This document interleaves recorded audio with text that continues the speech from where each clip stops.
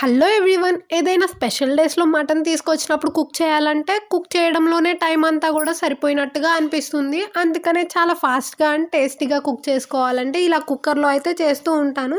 So, first అయితే మటన్‌ని మంచిగా wash చేసుకొని కుక్కర్‌లో యాడ్ చేసుకొని, కొంచెం ఉప్పు, పసుపు, ఆయిల్ అయితే వేసుకొని, కుక్కర్ మూత పెట్టుకొని 6-7 విజిల్స్ అయితే రానిస్తా. ఆల్మోస్ట్ ముక్కయితే చాలా వరకు కుక్ అవుతుంది.